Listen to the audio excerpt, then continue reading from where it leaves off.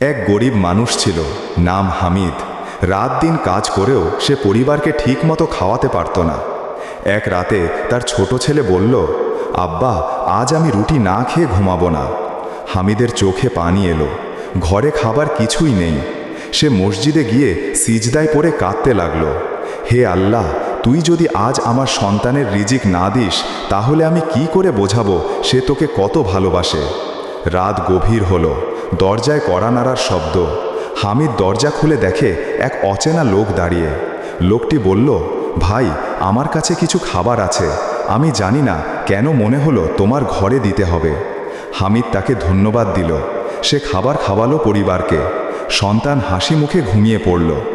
সকালে সে আবার মসজিদে গেল নামাজে। ইমাম সাহেব বললেন, ভাই হামিদ, কাল রাতে আমি এক স্বপ্ন দেখেছি।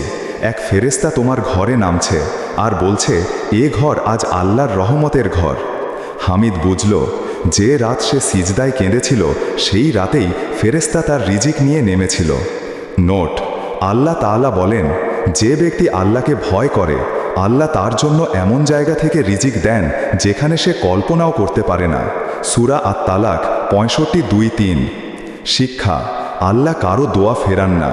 তুমি যদি অন্তর থেকে ডাকো, তাহলে হয়তো ফেরেশতার হাতেই তোমার দোয়ার জবাব পাঠানো হয়।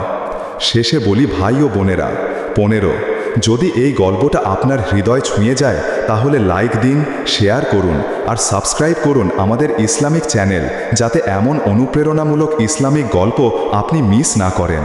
কবর লালা, আল্লাহ আমাদের সবাইকে ধৈর্য ও ভরসার তৌফিক দিন। আমিন।